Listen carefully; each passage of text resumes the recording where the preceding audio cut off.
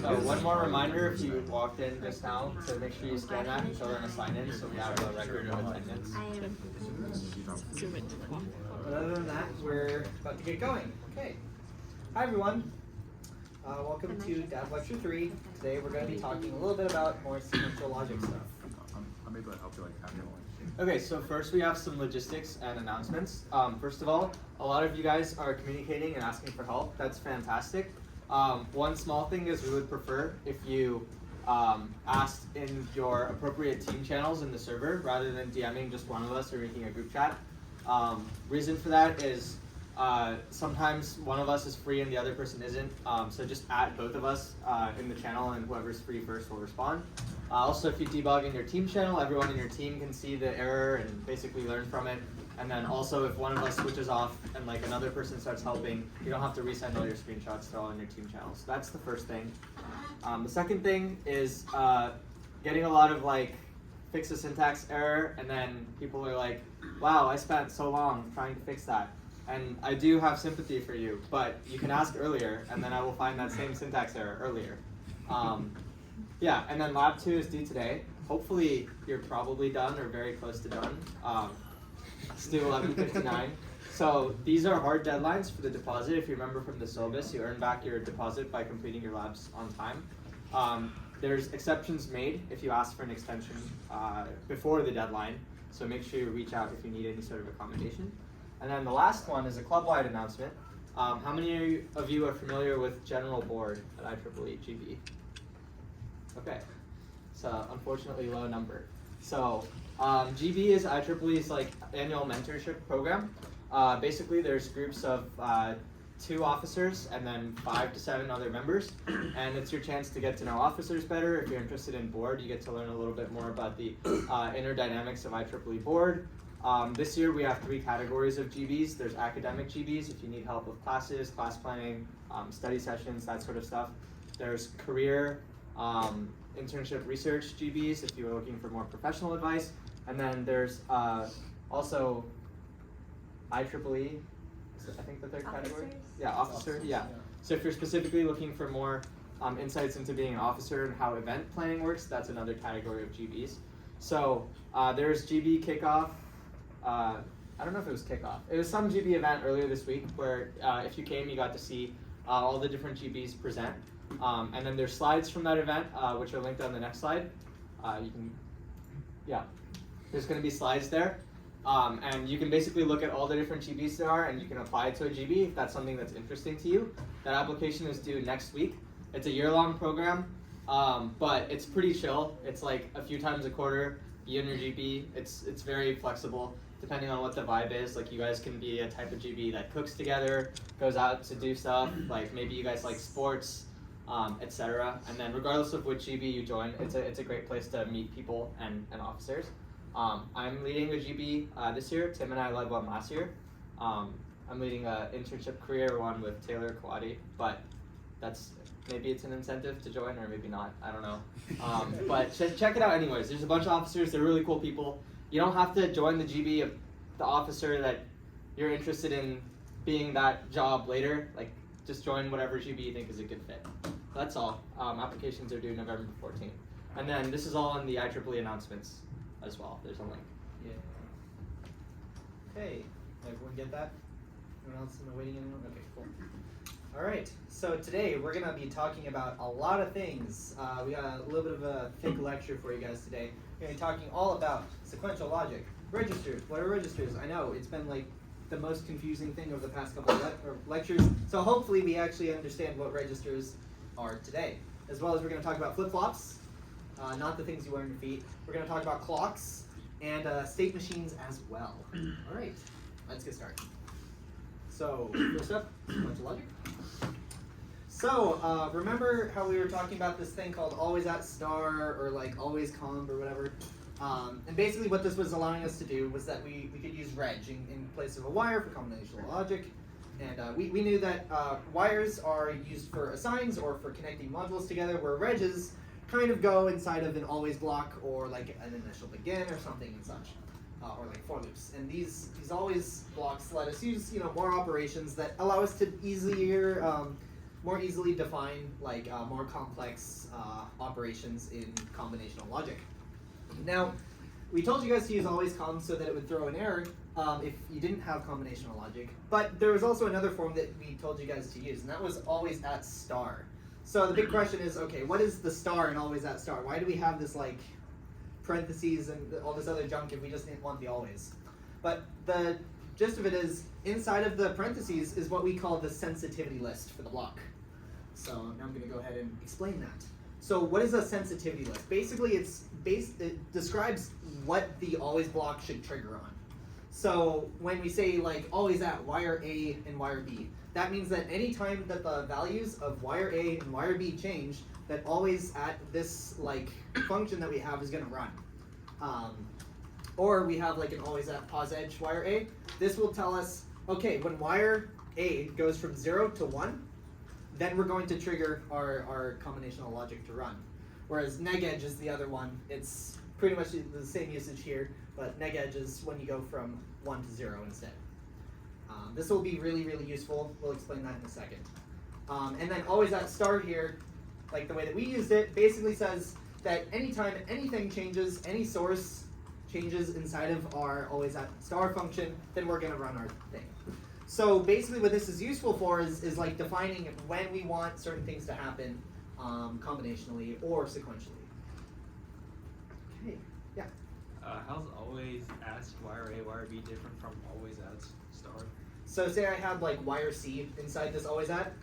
If I had wire C as well, if wire C changed, it would not trigger this one, whereas it would trigger in this one, right? So can't you do wire A, comma wire B, comma wire C? Yes, you can list every wire if you want. Or if you know it's going to be combinational, you can just put the star, and the star is like any wire. So you don't have to list them all one by one. So you can basically think of this as, if something changes, run or if some source for a logic changes, then rerun our function here. Can the sensitivity list only contain wires, or can it also contain like your inputs? It can contain any, yeah. Those Your are just inputs and names. wedges. It's not, They're just names. yeah, they're not wires. But like if you were to call it wire A and wire B, yeah. Yes. Could a wire go in the sensitivity list?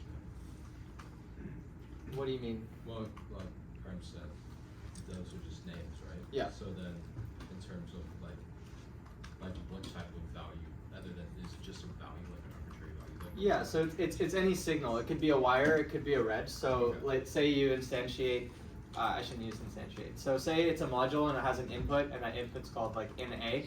You could have in A in your always at block.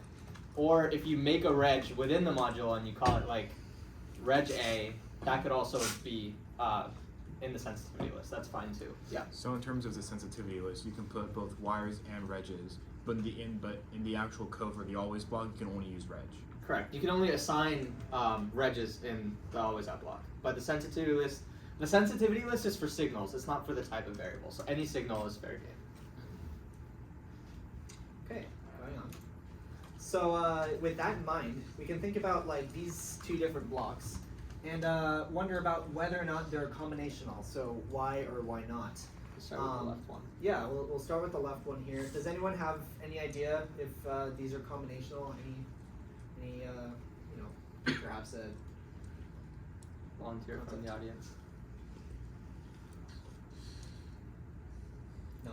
It's all right. Is the first one not combinational because it relies on only when the input A changes, or when some signal named A changes? Sure. So could you give an example where it would need memory? Like, what do you mean? Like, so if it's not combinational, there's some memory Oh. aspect to it, right? Yeah. So like in what case would we need to have like some sort of remembering in that circuit? Well, when B and C change, it still needs to preserve whatever value output the out was before. Yeah. So yeah, that's correct. The one on the left is not combinational. And the reason is, if B and C change, you're not going to run that always at block because it's not in the sensitivity list. So your output has to be the same, but your output's a combination of B and C. But B and C change, but you can't change the output. So the output has to kind of remember itself. It's not being driven by a combinational circuit, if that makes sense. Maybe, hopefully, that makes sense. I think if you hit the next slide. Yeah, the next one. Yeah. So Yeah, logic only runs when A changes, which means if B or C change, then our logic's not going to change, despite out depending on B and C, right? So out kind of needs to remember what it is when A hasn't changed at all, right? So do we get why this kind of requires some sort of memory, right? So therefore it has to be sequential logic. So in this example, there's nothing defined as A, but like, since there's no A that would cause the always block to even run once, would out just not be assigned to anything? Like, what would out be assigned so to? Because pretend that A is declared. A is Um, declared okay, but even if it's declared, Okay. at like, if it's declared but never actually, its value never changes, Sure. what gets assigned to out? It will be It's- the default initial, so it'll probably just end up being either Z's or high impedance, or sorry, zeros, It or should be Z's. Don't care. Don't X's, care? I So think. Yeah, X's? so X's. Yeah. So some of you guys that looked at simulation got like letters like Z or X in there. Just an aside, X basically means that signal wasn't initialized, so it wasn't set to anything. So if there was nothing driving this block, then we don't know what output is supposed to be. So in simulation, it'll just show up as X for 2 bits. And then on hardware, I don't even know what it would do. Yeah, Just be it'll garbage. be undefined, so don't do that. Okay, on to the other one. Oh, okay, we'll do spoilers. But anyways, the spoilers are, since we have an always at star here, that doesn't necessarily mean that the inside of the block is going to be combinational. So as you can see here, like, again, we have this if statement and A, but if A is not high, then what are we going to do to output? It doesn't say to do anything, right? So technically we're not setting out every single time, so therefore we have to remember what out was in the case that A is false, A is 0. In the previous lecture, when we went over multiplexers, we talked about how we need an else statement. Yeah. Is that only for combinational, or would that Yeah, still... so exactly. This is exactly why this is not going to be like a normal mux. It's because there's no else, so it needs to remember what the old value. So I guess think about the case where A is 0, or say A is 1 and we set output to, let's see, B is 0, C is 1. So your output is 0, 1. And then A becomes 0, B and C change. So let's say they're both 1 now. But we're not changing output because if A, that's not true. So the output has to stay its old value, even though the B and C have changed. So it can't be combinational because the value would just propagate right through, but it has to remember and hold its old value. Yeah. Could you make it combinational by saying else begin out equals out end? No. I believe that makes a combinational loop, which Yeah. is a no-no. Basically, you're connecting the input of one thing to the output of another, and you kind of just Yeah. So infinite loop. so that would still require memory, and like actually it doesn't matter because starting from this lecture we'll be able to use sequential logic, so that would fall under sequential logic. How could you make this combinational somehow? Or That is it- particular function, you can't have output remember its old value. Okay. No. Okay, cool. Moving on. Yeah, so in lab 2, this is a little bit of a comparison with always at star and always com. Basically, we told you guys to use always com because if you are intending an always block to have only combinational logic in it, then always com will actually throw an error for you and prevent you from compiling and be like, hey, you told me this is combinational, but it actually isn't, so it'll stop you. Whereas if you try to, let's see if I did this flow a little weirdly. So yeah, the idea is that always at star does not guarantee combinational logic, right? As you saw in the previous slide. Yeah. And actually, if you tried to run what was on the previous slide, it would compile just fine. It'll add warnings, but it won't throw an error. So your simulation will work as you want it to, but it won't be combinational. So it could still look correct, but it won't be what you want it to be in hardware. And the warnings are kind of hard to dig through, but if you make it always calm, then it's going to throw an error, it won't compile, and you know immediately that you need to make a change. Now, in the case that you use always at star instead of always com, and it infers that it needs to remember one thing, then what it's going to do is have a little warning, and it'll say, latch inferred at this line, right? And that is a no-no. So Sadan's here is going to tell us a little bit about latches and what those are. So this is basically what happens if you forget the else branch. This is the most basic memory unit. It's called a latch. And the way the latch works is that there's data input and there's data output, and then there's an enable signal. And the enable signal is like a condition.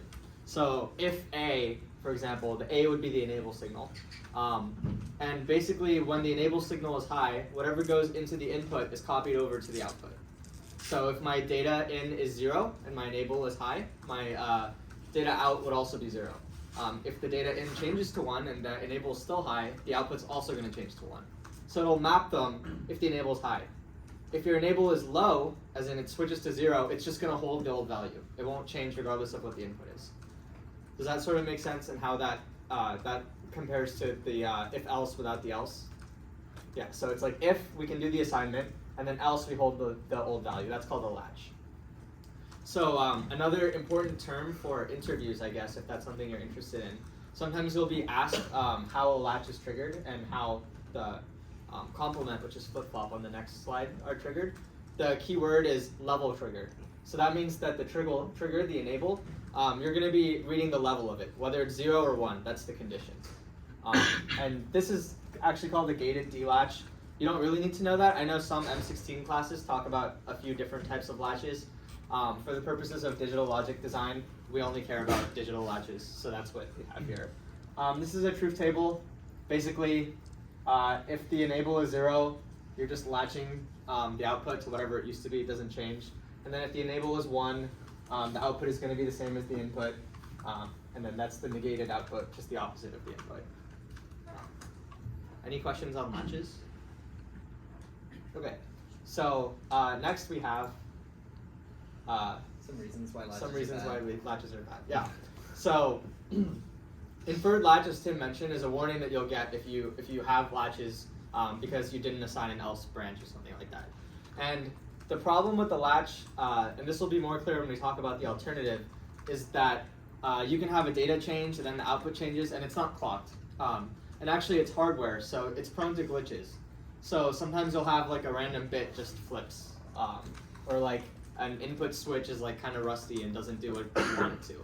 And the latch will just like grab that value and hold it.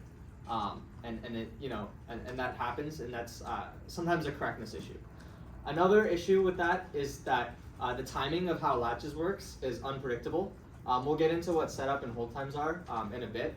I guess the timing for this slide is kind of not great, but they're way more unpredictable than flip-flops. And that's why we're going to avoid them. And if you see an inferred latch warning, you should try to fix it. It'll still work, but it's just bad practice. You rarely ever need a latch, like ever, so try to avoid it. But that's what they do. Yeah, cool. Okay, Anyways. yeah. Sorry. No, seriously. Okay, next we have flip-flops. These are similar to latches. Remember the keyword we used was that a latch is level triggered. So the enable signal has a level that's either 0 or 1. And if that enable signal is 1, then we're able to write to it, and if not, we just latch onto it. Now flip-flops are edge triggered. So that means we have some sort of clock or some signal that's going in, and we're only going to be holding the value until the next positive edge of the clock. So positive edge is when 0 to 1 happens right here. That's a positive edge. That's a negative edge. So basically the way a DAV flip-flop behaves is your data could be changing, but your output is not going to change except for on the positive edge of a clock.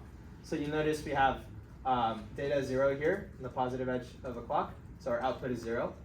And then we just have some data changes here. Maybe that's a glitch or something like that. But the clock is low, and it's not a positive edge, so we don't care. We only check what the data input is on the positive edge of the clock. So we have a clock edge here, and we notice it's a 1, so that's the one we're going to hold until the next positive edge of the clock, which is right here. At that positive edge of the clock, the data is still 1, we're going to keep holding the 1. Here it's still a 1, so we're going to keep holding a 1. And then here it drops to a 0, so we're going to switch the output to a 0. Does that behavior make sense? Is it always best practice to do it at the rising edge of the clock, or is there a case where you want to do it at the falling edge of the clock? Yeah, so typically you're going to use the positive edge of the clock. Usually it's bad practice to do both, to take a clock and use both the positive edge and the negative edge in the same design, unless you have some like really complicated timing constraints, and sometimes the like synthesis tool will get mad at you. You could use neg edge if you want, just to be quirky, but just use the same one throughout. Don't use both. So, but positive edge is just standard. It just makes more sense, right? It's kind of like a wake up. Yeah. Random theoretical question. What happens if the data changes exactly on the positive edge of the clock? One more slide. Okay. Yeah.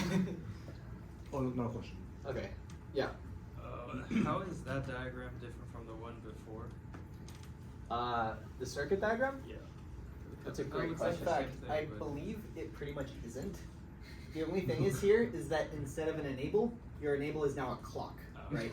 Wait, Wow. go back. So Briefly. I think that's the same. It's the same diagram. No, wait, wasn't there an inverter last time?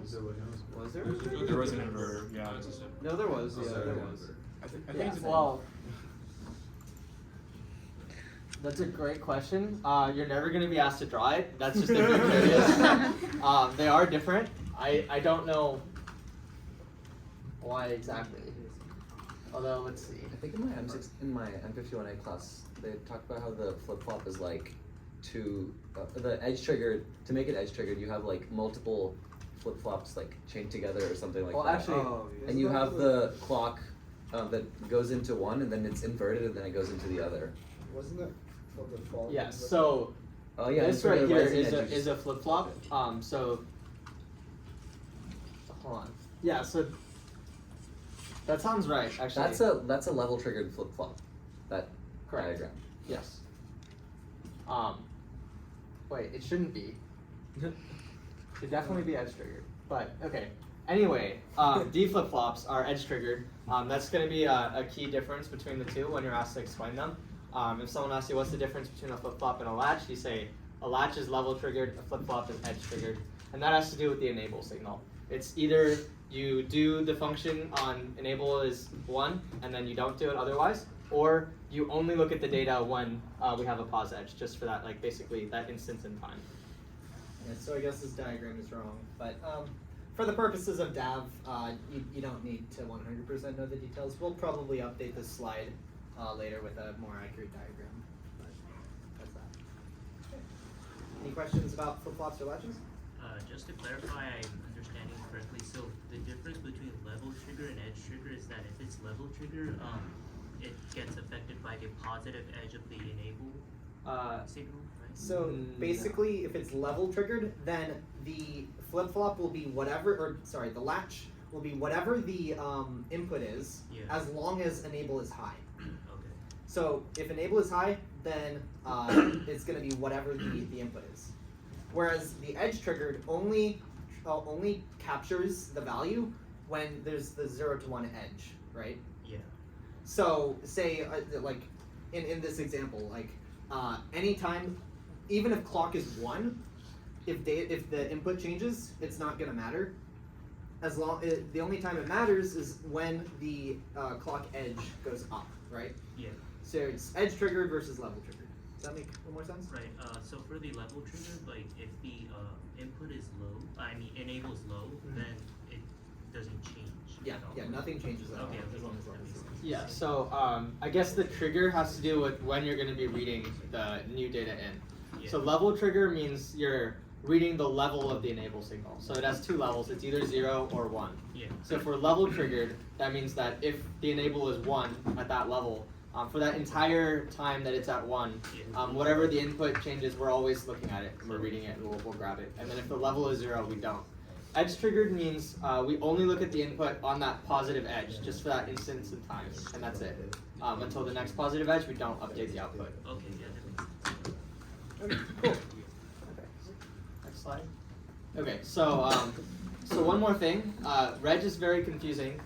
We told you guys that in some cases it's combinational, but it's not guaranteed to be. So we'll explain the actual, I guess, more of the difference here. So a register in hardware, you might be familiar from like CS33 or some computer architecture class.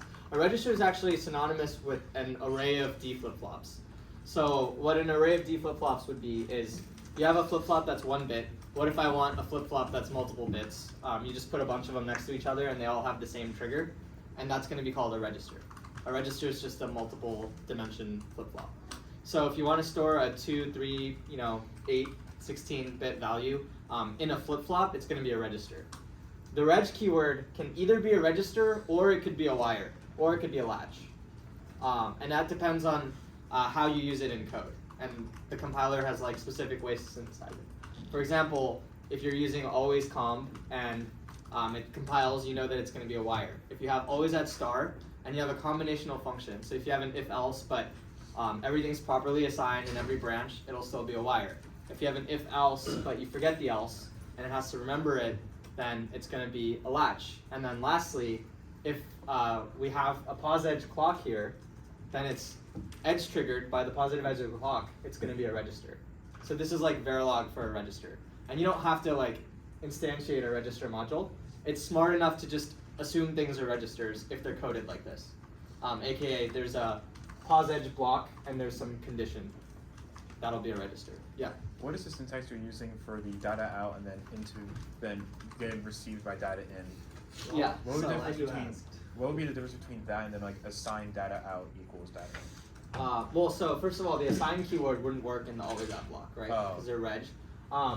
That will be explained in a few later slides. It's a slightly different assignment. Any questions on registers, latches? Yeah. So if the Verilog compiler takes the red keyword and can synthesize it to a wire or whatever, what's stopping you from just making everything regs instead? You can. Actually, typically if I'm writing Verilog, I don't really use wire. I just use reg because it can synthesize to a wire if I wanted to. So there's no restrictions. That's not the other way around. There's restrictions where sometimes a wire will. Yeah, a wire will only work as a wire and it'll throw an error if it's not. So you can just make everything regs. And Yes. It should probably be okay. Yes, correct. Would there be any like inefficiencies? doing There so? shouldn't be, no. The downside is that it's confusing to you, the coder. Yeah. It's So- easier to pull out things and put them in assigns if you know that they're wires. Like you know that that'll always be the case, and it's like a simple and or you know if it's a connection between two components. It's just easy to make it a wire rather than a reg. Yeah.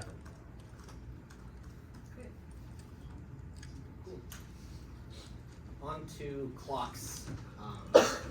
Yeah, we have one in the back of the classroom, but it's a little more interesting than that.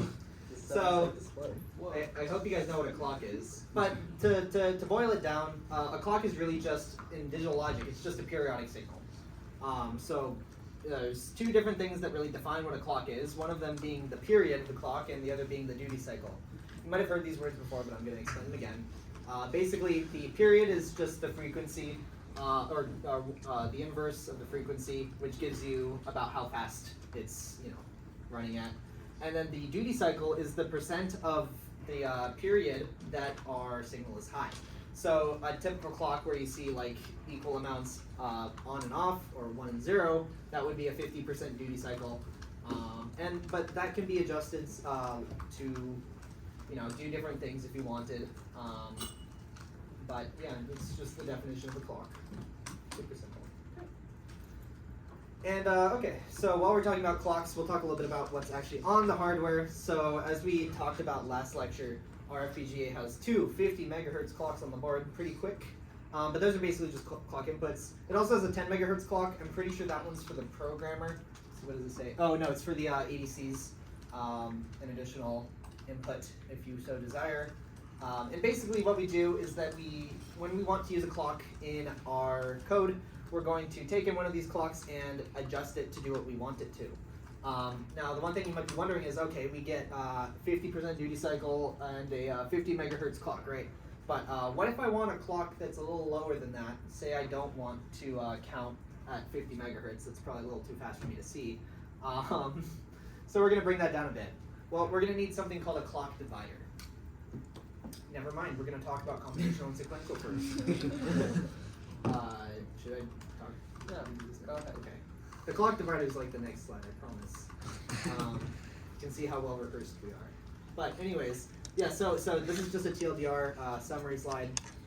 Combinational logic, no memory, and the outputs are just a function of the current inputs. And if an input changes, it propagates through immediately. And for our purposes, nearly instantaneous. In hardware, there's real timing and it's tough. But in simulation, it's instantaneous. And there's no memory whatsoever. Whereas sequential has memory and it can think.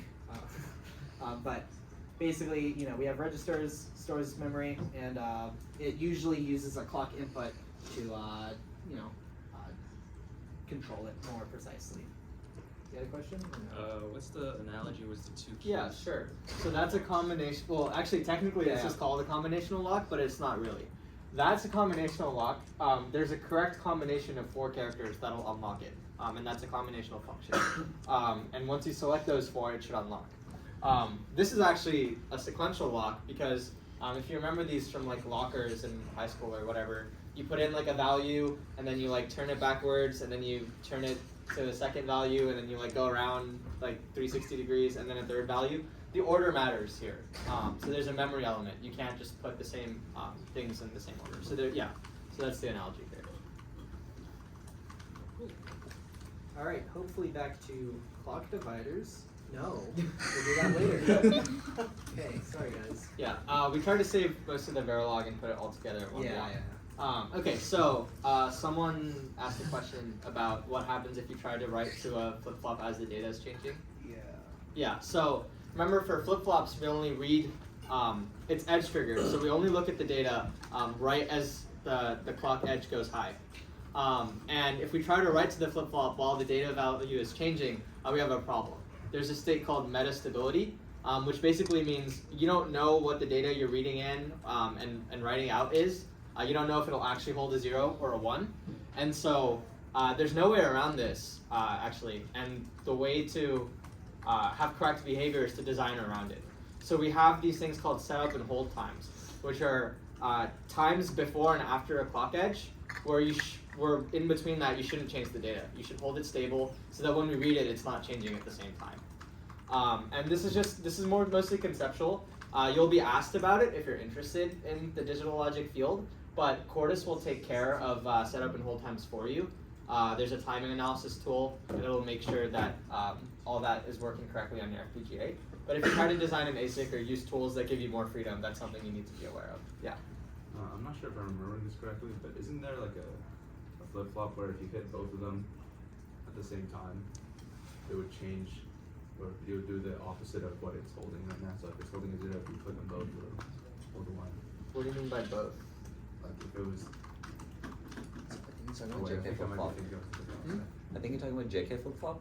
Yeah, but like if you hit both of them at the same time, then it would just switch what it's holding. I don't know. JK flip-flops toggle when both of the inputs are 1. I see. And the clock is high edge. Okay, yeah. Yeah, we kind of abstract that away. We only look at D flip-flops and gated D latches here, because that's what Quartus will be synthesizing for you. So there's no way we can avoid No. like No. it changing. No, and actually, once you do the Verilog and Quartus, or like so whatever tool synthesize it into gates, there's usually like an entire division of engineers that do like timing analysis. Like there's like a timing team for the chip, and they make sure that all the registers have like these setup and hold times met. There won't be any glitches. So yeah, there isn't just a component that doesn't have that problem. If there's another slide that has a little more. Yeah, so here's what I mean. Basically, if this is the clock edge right here, the positive clock, it goes up here, there's going to be a setup time and a hold time. And within that setup and hold time, we don't want to change the data. Otherwise, it's going to cause a glitch. So the data can change before that, and it can change after that, because we're not reading it. It doesn't actually matter what it is. Setup time is before, hold time is after. Pretty intuitively named. Yeah. How do you like set up the setup time in Verilog? You don't. That's like a placement and routing stuff. Yeah, it's a lower level. Yeah. Quartus just takes care of it for you. And it depends on the type of transistors you're using and all that. They have different setup and hold times, and the temperature and all that is part of it.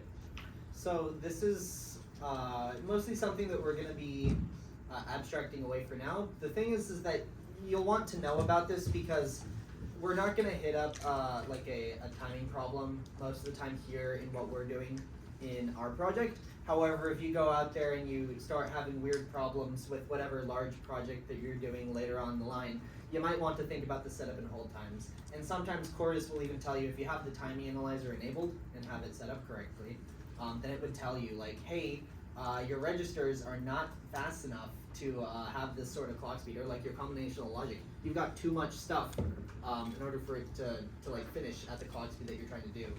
So your timing is just going to be all off. So usually this is stuff that's going to be taken care of for you here, but we want to teach it to you guys now so that you know that it exists and why you might have problems with timing if you tried to change two things at once. Yeah. And just I guess sort of like a high level like example of when this would be a problem.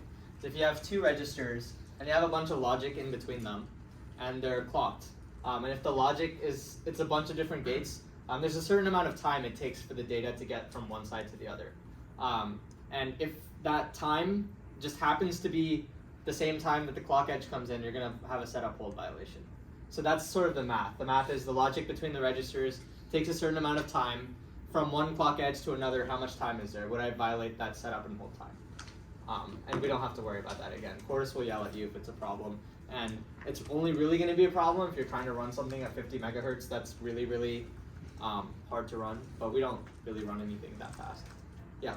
Are we able to, you said the clocks in the DE10 have a 50% duty cycle? Yeah. Are we able to like reduce the duty cycle so that we have more time in between the high pulses? So that we The can. duty cycle doesn't affect the time between the high pulses. That's the period. But like, if you have the same period, but your duty cycle is like 10% instead of 50%. So it's then you going to be have, like, one for a shorter amount of time, but that positive edge is still at the beginning of the cycle, and then there won't be another positive edge until the next cycle. Oh, I see what you're saying. So the positive and negative edge will be closer together, Right.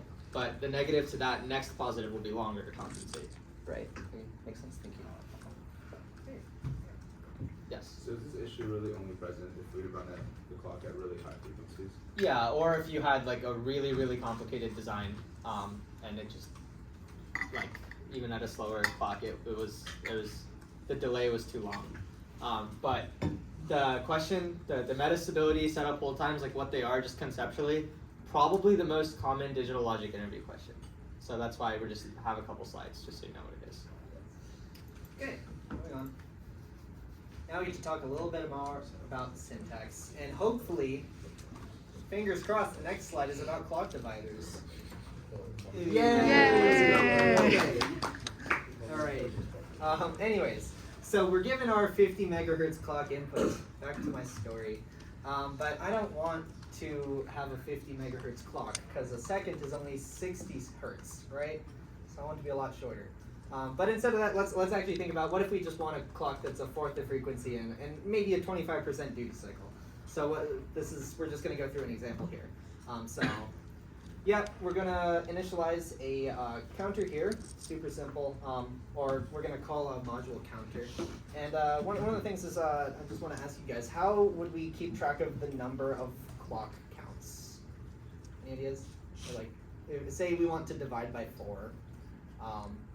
And one way to do that, okay, I don't know how this is supposed to be structured. You can go to the next slide. I'll just Okay. give people more information. Yeah. Okay, anyways, so the easiest way to create a clock divider is by using a counter, like I just asked you guys about. But anyways, the entire point of this is that our counter is going to be incremented at every pos edge of the normal clock. And then after that, we're going to use some combinational logic to detect when our counter is a certain value and then change another register, right? So what's going to happen is we're going to have a counter that goes up every single of the input clock cycle. And then once the counter says, gets to 10, then we're going to set our output clock either 0 or 1. Just flip it. So every 10 counts of the input clock, we're going to flip the output clock. So it's basically going to create our divide by 10 because every 10 clicks of the input, we're changing the output. So divide by 10 clock. Does that kind of make sense? Hopefully, yeah, easy. Yeah, so that's how a super easy way to make a slower clock. Let's actually do it for that problem that I just talked about. Yeah, so here's some code here. This is pretty much finished. So we're just gonna walk through what it actually does. So we have our counter up here. Remember, this is our divide by 4. So in order to divide by 4, we need to be able to count up to 4. In which case, we need 2 bits here. So we're going to create a counter. and set it to 0 at the beginning, so that when we turn our device on, it starts at 0. And then after that, we're going to create an always block where we're going to trigger it on our input clock. So we're going to use that pause edge begin and always that pause edge clock, and we're going to use our notation here to say counter is now counter plus 1. So we're going to increase the counter. Yes, question. Is that what that less than equals means? We're still going to talk about this in a couple slides. For now, treat it like an equal sign. It's just a regular equal sign. Pretend that's. Pretend it's not there. Anyways, so we're setting counter equal to counter plus 1. We're incrementing our counter. And this will just count up 0, 1, 2, 3, 0, 1, 2, 3, 0, 1, 2, 3. And yeah. Oh, and a quick question here. Does anyone know what counter will synthesize to? We have it keyword reg here, but super quick question. Any ideas? That's not brain. Okay, let's go. Wire. No. It must be a register because it's remembering what it was before. Correct. Yeah, it's not a latch because it has it's clock triggered, pause edge clock triggered. So yeah, it'll be a register, 2-bit register, which is the same thing as 2 flip-flops that are close to each other. Yep. And that's because we have a clock and it's remembering from the previous cycle. Does that make sense? Yeah. Okay. And then from here we have our always combinational logic. What this is going to do is it's going to read our counter value here that we remember is going 0, 1, 2, 3, 0, 1, 2, 3, 0, 1, 2, 3. And it's going to check anytime that counter is 0, then we're going to set our new clock, our output clock to 1. And otherwise, it's going to be 0. So this is completely combinational. Anytime that counter, both of those bits are 0, we're going to set new clock to 1. And anytime else, we're going to set it to 0, right? So yeah, you can kind of trace here. We have the counter values and what the clock should be. So notice every time it's 0, we get a 1, and if it's anything else, it's a 0. So the pattern you get is going to have certain characteristics. yeah. So remember now, our period, instead of being, our period is divided by 4 because we're counting by 4, and then we're changing it only once every 4 ticks. Or sorry, or 1 is we're only getting a pause edge once every 4 ticks, which is the period. And then our duty cycle is actually 25% because only a fourth of the time is it 1. It would be 50% if it were 1100, 1100, 1100, or 75% if it was 1110, yada yada. Okay, so does that kind of make sense as for how this works? What's up? If you're only incrementing on the positive edge of the clock, how are you getting how are you changing it 4 times in 1 period? So the pause edge is the start of 1 period, right? You won't get another positive edge until another period starts. So that means every positive edge, we're incrementing the counter 1 times. So actually you're multiplying the period by 4, you're not dividing it by 4. So this is a slower clock. Okay. Yeah, so 4 pause edges is 1 change here. Like that's 1 period Okay. here. So there's no way to get a faster clock without using the actual faster clock then? Yes, that's generally correct. But unless you could do both pause edge and negative edge, and you hit some 50% of the cycle? Our registers are not fast enough to do both pause edge and negative edge. Okay. Typically. So if you wanted to do like a 4 times slower clock but maintain the normal 50% duty cycle, could you just say that like if counter equals to a 2-bit digital, like 2-bit decimal 0 or 2-bit decimal 1? Yeah, exactly. Okay. Yeah, and that would make it so it would be 11001100, and it would have the same period of 50%. I guess to elaborate on what he said, if you wanted to make like the clock 2 times faster, could you like change it when it's post edge or pause edge and neg edge? Yeah, so in simulation, that might work. On our hardware, that doesn't work.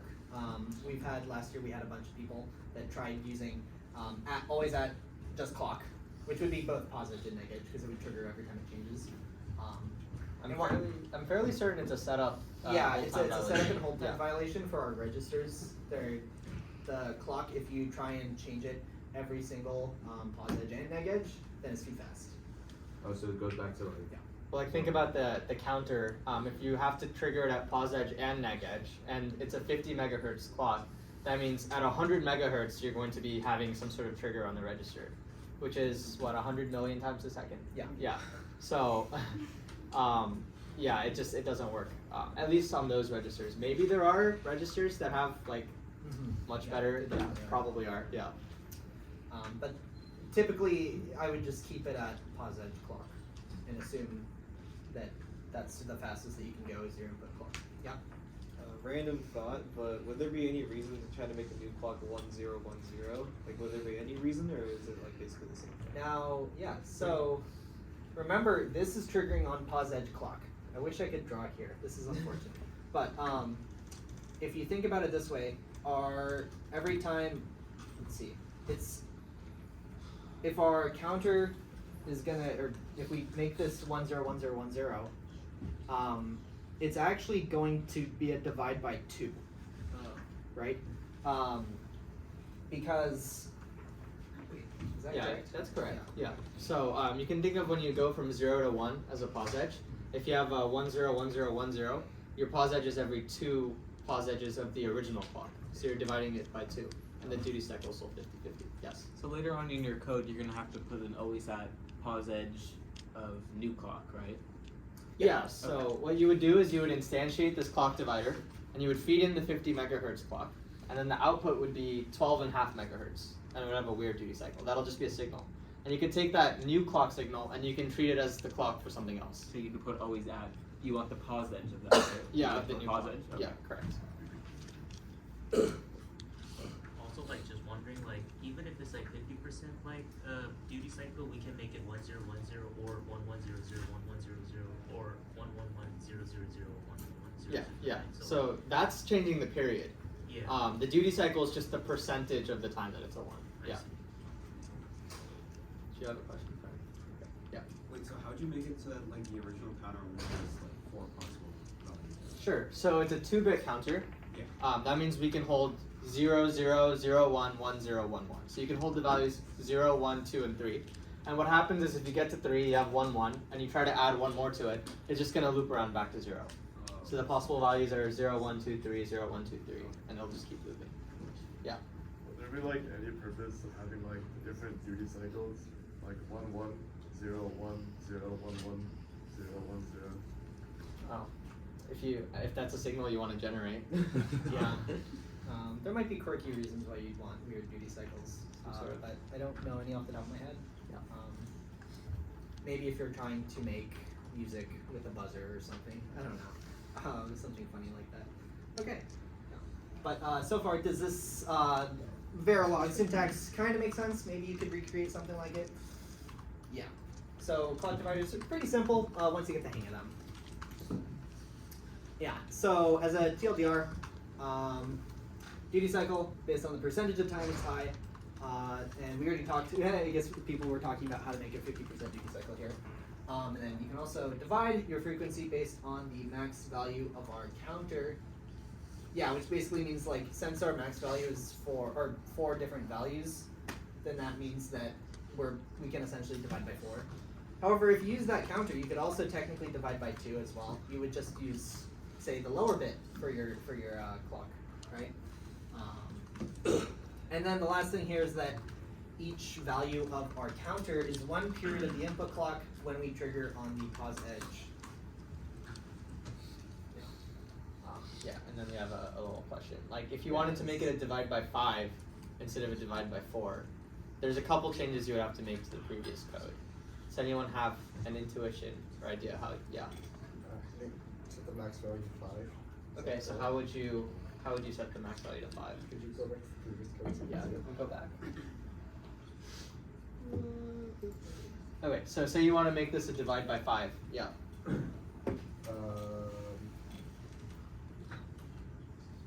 So you need to make sure that you need to expand the counter to be 3 bits instead of 2 bits. Okay. Then you probably have to somehow put a statement in there that checks whether the counter hits 4 Sure. or not. And then at that point you'd have to reset it to 0. Yeah. And then you can use the same always Yep. whatever's in that red box right now as last time. Sure. And to reiterate, if anyone couldn't hear, if you want to make it a divide by 5, you need to expand the counter because it needs to be able to hold 0, 1, 2, 3, 4. So now it has to be 3 bits, so it'll be 2 to 0. But in a 3-bit value, we can actually hold more than 5 values. So instead of just letting it loop around, because it's going to keep looping around to like 7 before it goes back to 0, we just have to have an if condition in the pause edge clock, which is like, if we're already at 4, you should loop back around. Don't keep counting up. So that's the change you would make. Alright, going on. Okay, so got a lot of good questions, very perceptive. Yeah, so we're using a slightly different operator here, and it looks like the less than operator. And this is called the non-blocking assignment. And yes, that means something does exist called a blocking assignment, and that's the regular operator that you've been using, which is just the equal sign. So we'll talk about what that is. So here's what you're used to. So if I had a pause edge clock, and I had an A equals N, B equals A, C equals B, what's going to happen here is we have the positive edge of a clock, and let's say our input is 1. A is going to get the value 1, right there. And then B is going to get the value A. We already assigned A to 1, so B is going to get 1 as well. And then C is going to be the value B. We already decided that B was going to be 1 because B is the same as A and A is the same as input. So C is also going to get the value 1. So that's how blocking assignment works. If you use the regular equal sign, you can basically treat this as you're doing 1 by 1. And that's what the final output will look like. Yeah? Is that last semicolon not needed? It's just missing. It is needed. Good catch. Okay, so these are called procedural assignments, and they're blocking assignments is what they're called. And then on the contrary, we have non-blocking assignments, and there's also no semicolon here. So the difference here is going to be the way this synthesizes into hardware. When we use non-blocking assignments, you can think of these as happening at the same time. So instead of this statement waiting for this statement to execute, they're going to happen at the same time. So your input gets assigned to A, but B is not going to get the input anymore. B is going to get whatever the value A already had before the input got in. And then C is going to get the value that B had when the input came in. Does that make sense? So it doesn't happen one after another. And there's going to be a diagram that's a little bit more helpful. But you can think of these as happening at the same time. Or you can think of it as I figure out what this is supposed to be, I figure out what this is supposed to be, I figure out what this is supposed to be, and then I do the assignments. I don't do them in a particular order. And yeah, that's what the less than equal to signifies. This is called a non-blocking assignment. Yeah. Is there any like mistake in like saying that like you could think of them as like kind of working backwards, where like it'll say C equals B, then B equals A, then A equals N? No. Or is that kind of Conceptually, that's correct. Yeah. Yeah. Wait, so is that combinational or sequential? So remember, these are in a positive edge clock block, so they have to be sequential. Oh, okay. Yeah. Are blocking assignments like slower than non-blocking assignments? So like if you were to just simulate the like do the non-blocking assignments by using blocking assignments and just making this in reverse order, would that be slower at a hardware level? Yeah, so if you look at it in software, it would intuitively seem slower, but in hardware, they do completely different things, and the clock is actually going to be the same. There's a circuit diagram on the next slide, but we'll get any other questions on this before we show what that looks like. Yeah? If you change the middle line in the blocking assignment, then like what order does it do? Yeah, so that's a great question. It won't let you do that. So you have to pick either blocking or non-blocking for the entire always block. Yeah, just for that ambiguity. Yeah. What's the value of A like before? Like B gets assigned to A, but if there's no value to A, it's just undefined. Yeah, exactly. So it'll get, in simulation, it'll have that X, which we call a don't care bit. Okay. Yeah. I think you mentioned there was like two different types of values that they could have besides 1 and 0 is X and Z. What is Z? So Z is high impedance. That's something that we'll get into next lecture. Yeah, you'll see it in next lecture. Basically, it's when you have a value or like a port that can be either an input or an output, then it can be something called high impedance, which means FPGA isn't driving it either high or low. That means that it's treating it as like an input rather than an output. We'll get more into that later, but you shouldn't see a Z for now. Okay. Yeah. Just to make sure, so if that non-blocking assignment is changed to blocking assignment, is it still sequential? Yeah. Both of these are sequential, and here's how they synthesize. So remember, sequential has to do with whether or not we have registers and latches. So here's how both of them will synthesize. The left one is the blocking example, and the right one is the non-blocking. And they both have registers. This is the symbol for a register. They don't normally have smiley faces, but Caleb drew these, and he's a jolly guy. So they have smiley faces. Just a little thing, sometimes you can rotate them or whatnot, but normally there's an input and output. And then the clock port has a little triangle notch on it. If you ever have to hand draw these, that's just something. So remember in blocking assignments, we discussed that in would go, sorry, I'm throwing. In would go into A, and then B gets the value of A, which is now in, and then C gets the value of B, which is also in. So in the blocking assignment case, all of them actually got that in value. So what that looks like in hardware is you have three, you have your A, B, and C, and they're actually in parallel. And they have the same clock, and the input goes into all of them at the same time. When we have non-blocking, remember that we're saying that B gets the old value of A, and C gets the old value of B. So they're actually going to be connected in series. So clock edge, input gets carried over to A. At the same time, A gets carried over to B, and at the same time, B gets carried over to C. So one clock cycle in, your A will move over here. Then after the next clock cycle, it'll move over here. And after the third clock cycle, it'll be here. So C will eventually get the input. It'll just be 2 cycles delayed, if that makes sense. Hopefully this is a little more helpful than the code example. Yeah. Any questions on blocking or non-blocking? There's one more slide, but okay, cool. So, a sort of executive summary is that as you guys have been doing in combinational logic, you're going to continue to just use blocking assignments, and the reason for that is combinational logic can be quite complicated. You have if-else, you have case statements, and all these different assignments happening, and it's easiest as a programmer to think of it like sequentially. So you know exactly what value it is, and then you can do something else with that value, and you're letting the compiler figure out how to actually connect it. So best practice, combinational, you keep it as blocking. Sequential, you keep it as non-blocking, because your assignment should be pretty simple.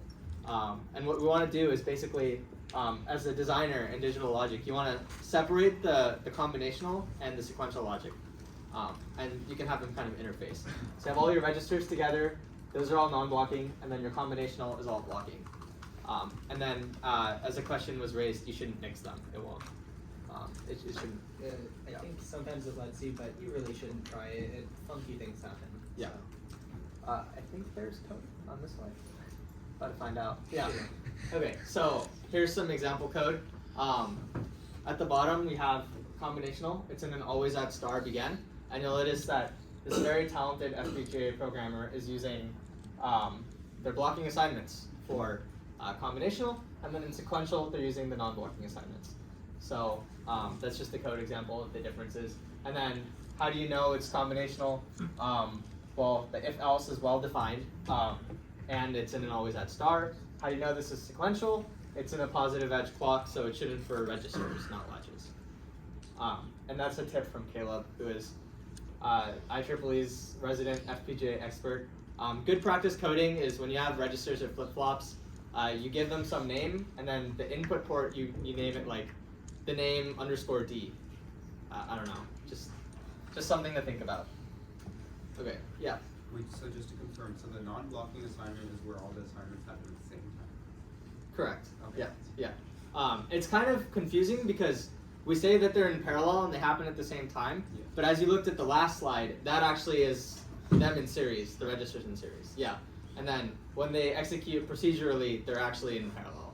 So that's why it's kind of, that's why it's wrong to call Verilog a programming language, is because the way that things are written in code are different than the way they execute in hardware. So yeah, you should just be aware of that. Anything else? Okay, cool. All right, this is the last subject here. I promise, guys, you guys all look dead, and it's been a long one. But hopefully we can speed run this in like 10 minutes, and then we can be good. But yeah, so the last thing we're going to talk about are finite state machines. If you've taken M16, you probably know what these are, and you can probably relate to this, maybe a little bit. But okay, finite state machines are basically a way to represent some, like a computational model, some form of logic in hardware or software. And basically what we do is that the name states, it's based on states, right? So what's going to happen is that we're going to have a bunch of various states that our hardware can be in, and we can transition from those based on button presses or like other input combinations or time or something. And basically what this allows us to do is model much more complicated logic, say for like a traffic light or a vending machine, or those are the typical examples. But going on, here's an example. So as you can see from here, each stage has like a different sort of behavior. The output is going to be completely different depending on which stage that you're in. And then there are some triggers that basically like tell us to switch from one stage to another. So as you can see here, like attack can do certain things based on if the player is in sight. Then it's gonna, the player is out of sight, then I guess we wander around. Oh boy, You're if we see basically a player, then mob in the we're gonna video fight game. them. Yeah, we're a mob in the video game. So yeah, if the player is too good and they beat us, then we're gonna run because even though we instigated, we decided we had a skill issue. So yeah, so you can find health points and get more health points and then attack them again. But here's a very simple diagram of kind of what a state machine is in a fun way. So as for more examples, like traffic lights here. This is a really, really simple one that's just time-based. But real traffic lights, you know, it seems like they're probably like this, but they're probably more like your car might get detected on a good day, and then it might turn green, who knows. If you're in the left turn lane, God forbid. Anyways, or like a toaster. Like this is super simple. This only has like one way, but usually state machines can have like multiple different. You can go back to states. You can go forward. You can go to a different one. All sorts of stuff. But these are some super simple examples, and you can kind of like get an idea of what a state machine is. So does this diagramming approach kind of make sense? What a state machine? Cool. Okay. And now that we kind of know what those are, we can talk a little bit about the details. But yeah, Sadat can talk about this here. These are the two different kinds of FSMs. We got mealy and more. Yeah. Sure. So there's two sort of ways to draw out diagrams, and any problem or function you can do either way. But a mealy state machine is we have a bunch of different states, and each output is not just based on what state we're in, but also the inputs. So basically, a state tells you what to do with the inputs. So maybe there's an add state, and then in that state we're just adding the two inputs, and that's what the output is. And then maybe there's a transition to a subtract state, and then we're just subtracting a minus b, and that's going to be the output. That would be a mealy machine. Since the mealy machine, the outputs do depend on the inputs. That means that even if we're not changing the state, the output could still change. So if you change the input, the output will change pretty much instantly. So they're pretty reactive. They react very quickly. That's one of the trade-offs. A Moore machine, the outputs are only based on the current state. And since we can do any problem in either one of those, you can imagine a Moore machine would have way more states because we don't care about the inputs. The inputs help us determine which state to go to, but the output is set based on the state. And what that ends up meaning is if we have an input change, instead of the output just changing immediately combinationally, what's going to happen is, okay, we need to change to a different state.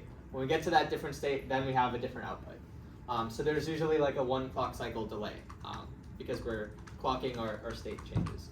So the trade-off, mealy machines have more states and they're less reactive. There's a slight delay, but there won't be glitches or it's less prone to glitches. I think technically it's better practice to design more machines. Mealy machines are typically easier to design. That's probably what you'll be doing in DAV.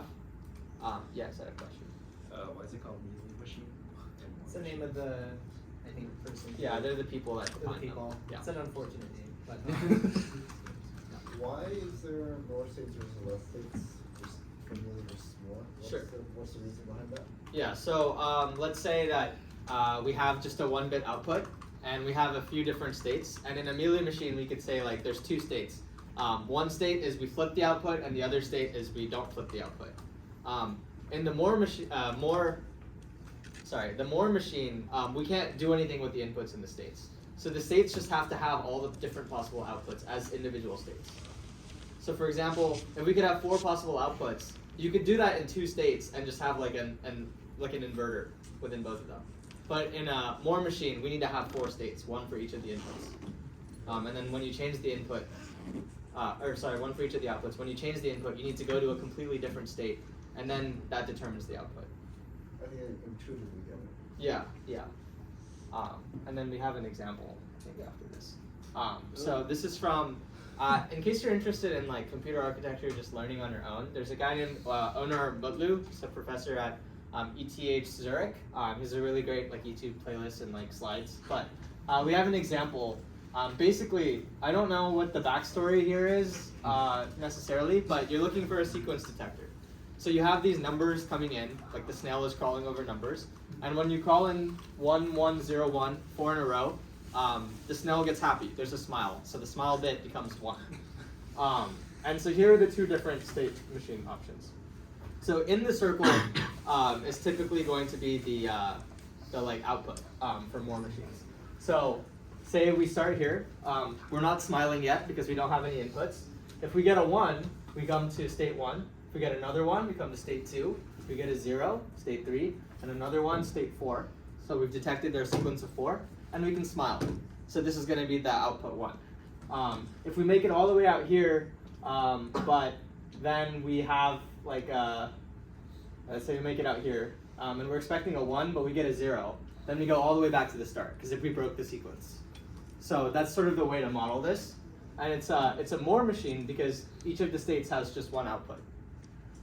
In a Mealy machine, you're basically taking the logic to go to the next state and you're applying it like inside it. So you have state 0.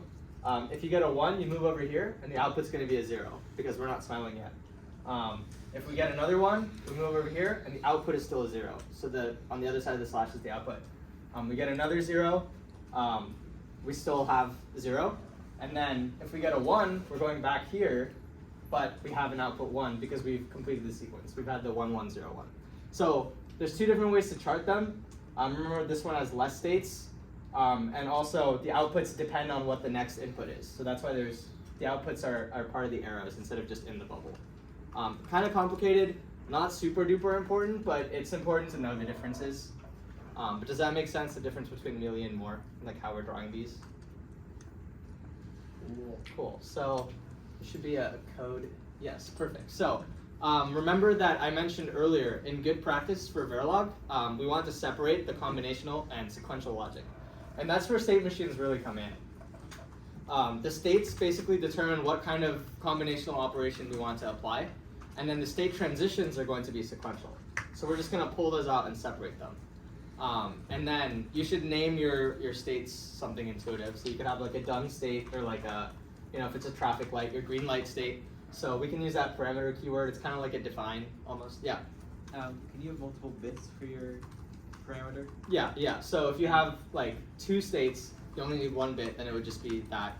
If you have 4 states, it would have to be a 2 bit. And would you have to put you 2 would. I forgot P, 2B, and then like have the thing? Yeah, okay. Exactly. Yeah. Yeah, so they're kind of like just wires or registers, except instead of actually being values, it's just like an alias. It's a hard-coded value. Yeah, it's like a define. You're giving it a name.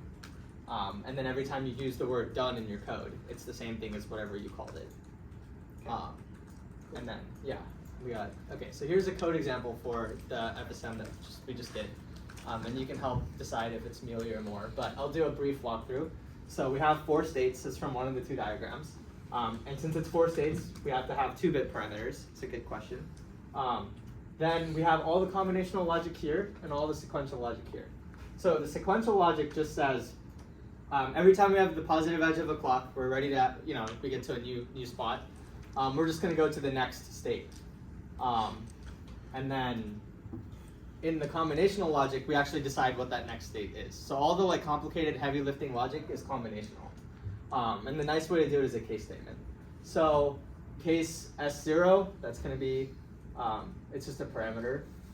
If our number is 1, then our next state is S1. If the number is 0, we haven't gotten a 1, so we're just going to stay in the same state. So the next state is still S0. Does that logic make sense? Yeah. So you basically just keep applying that, and then you have your assign right here. So smile is going to be the output. And you can see what we're doing is if we're in state S3 and the number is a 1, we're going to have the output be a 1. That's what this assign statement is. Otherwise, it's going to be a 0. Yeah. I'm a little confused as to the syntax here, where you have the else. Yeah. Inside of the. So are these else's inside of these case statements? Yeah. So Yeah, in the case statement, in each branch of the case statement, there's an if else. So basically, we're saying, okay, we're in state 3. Now, inside state 3, if the number input is 1, we do this. If it's 0, we do something else. Yeah, when it's one line, typically these guys, or like you'd put this if statement, you'd put this next state on the same line here, and then you can omit the begin and ends.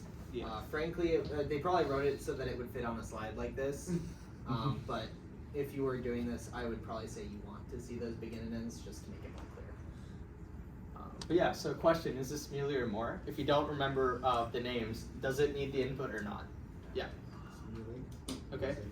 Because if it was more, whatever state it was in, so if it's S0, it would only go to the next state is the output would be the wait. Sure, we can get a second opinion. Yeah. It is a Mealy machine because the output is smile and the output depends on the input number and the current state. Okay, yeah, exactly. So it's a Mealy machine.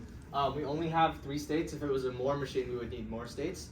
And the output is not only a function of the state, but we also care about the number, which is the input. So that makes it a Mealy machine. And then we have one more question on the next slide. How many flip-flops are in this design if you were to synthesize it? Any intuition? So remember, we've separated the combinational and sequential portion. Any ideas? I'll call on you if no one else volunteers. I know you know the answer. Hands, anyone?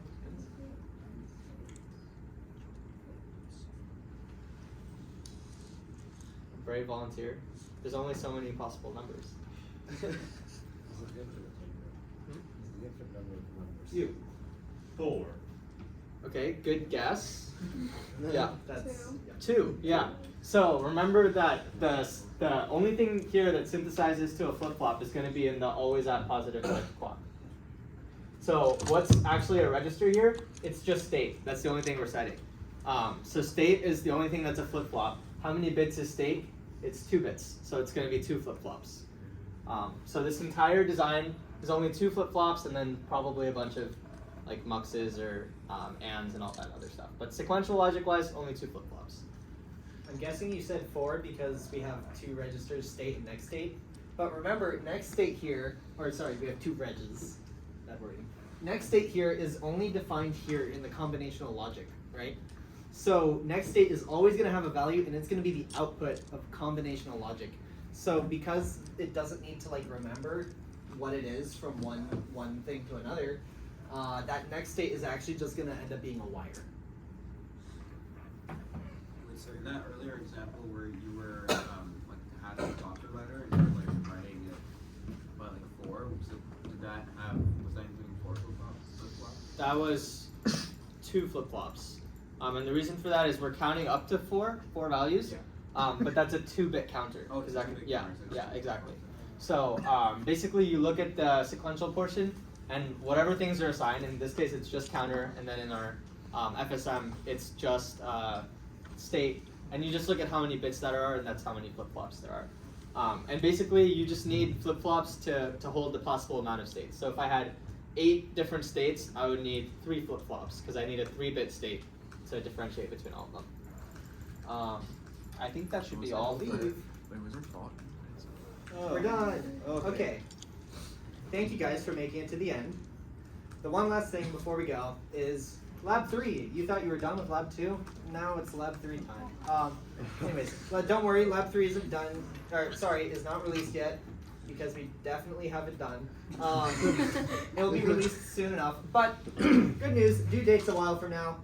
This is after Thanksgiving, the Thursday after Thanksgiving. That's also when our next lecture is going to be. So until then, you can kind of rest easy and take some break off. That is. And what you'll be doing is you're going to be designing a stopwatch and a timer. So we're going to be using a lot of things that we talked about in class today: finite state machines, clock dividers. Those are the only two that you're going to be using. But other than that, you're pretty much all done. So if you haven't already, please turn in your lab 2, or tell me that you need an extension. Otherwise, your deposit go bye-bye. So yeah, next time we're going to have this. Thank you.